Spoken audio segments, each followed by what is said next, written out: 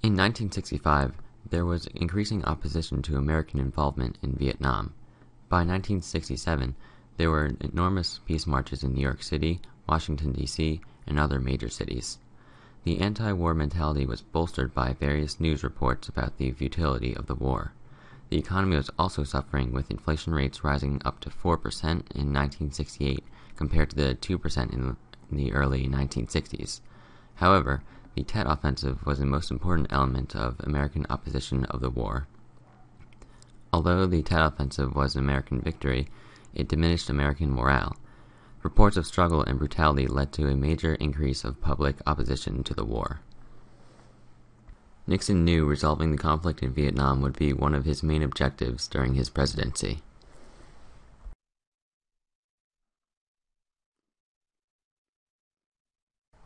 In the beginning of his presidency, Nixon launched airstrikes at bases in Cambodia because he thought that was where North Vietnam was launching their attacks from.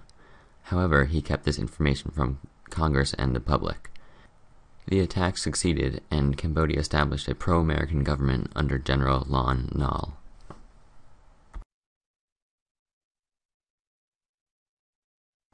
The events in Cambodia caused a major anti-war movement in America. Hundreds of thousands of people gathered in Washington, D.C. to protest.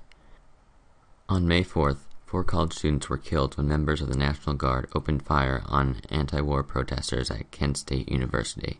Also, 2 black students at Jackson State University were killed during an anti-war protest. In 1971, secret studies of the war, known as the Pentagon Papers, were leaked to the press. These papers proved that the government was dishonest when stating motives for American involvement and military progress of the war.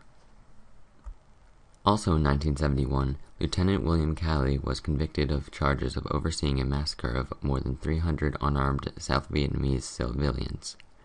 After these events, nearly 2/3 of those interviewed in public opinion polls wanted America to withdraw from the war.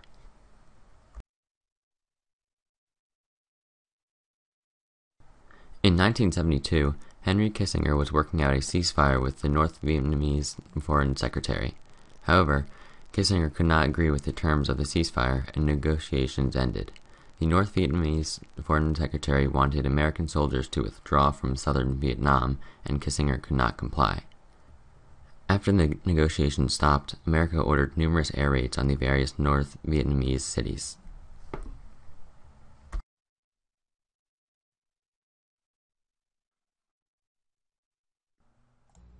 There can be no stable and enduring peace without the participation of the People's Republic of China and its 750 million people. That is why I have undertaken initiatives in several areas to open the door for more normal relations between our two countries. In pursuance of that goal, I sent Dr. Kissinger, my Assistant for National Security Affairs, to Peking during his recent world tour for the purpose of having talks with Premier Zhou Enlai. In the early 1970s, Nixon wanted to improve America's relationship with China. He started this task by being the first president to acknowledge the People's Republic of China. Also, he visited China in 1972. This event erased most of the tension and hatred the countries had between each other. I think that you would have to conclude that this is a great wall and that it had to be built by a great people. Many lives, of course, were lost in building it because there was no machinery or equipment at the time. It had to all be done by hand. But under the circumstances, it is a certainly symbol of what China in the past has been and what China in the future can become. However, Nixon had other motives to visit China besides establishing a good relationship with China. Russian officials feared the America and China rapprochement and also wanted to establish a good relationship with America. Soviet Union Premier Leonid Brezhnev invited Nixon to visit Moscow and negotiate the first Strategic Arms Limitations Treaty and Anti-Ballistic Missile Treaty to limit nuclear weapons. Nixon also negotiated a $1 billion trade agreement with Russia. Nixon's reputation as being tough on communism enabled him to get away with recognizing China without much domestic opposition.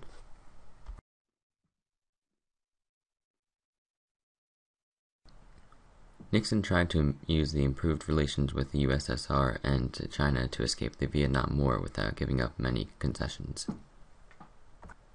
However, North Vietnamese officials did not believe that Nixon would increase American involvement in the war. Nixon responded by bombing and invading the Ho Chi Minh Trail in Cambodia.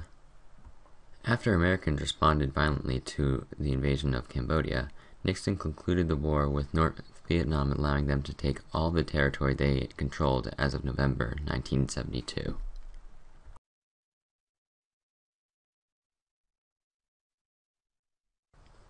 In 1973, there was the October War between Israel and Arabs. America supported Israel while the USSR supported the Arabs. Nixon and Kissinger airlifted supplies into Israel and eventually negotiated a ceasefire with the USSR.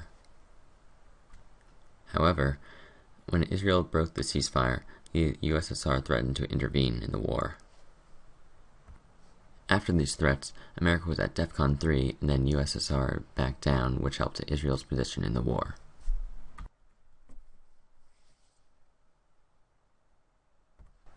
There were several major events during the late 1960s and early 1970s that developed modern America. The various anti-war protests at universities led to the voting age being reduced to 18. Also during the time period, the public lost trust in the government. The War Powers Act limited the president's power of sending troops into conflict or war.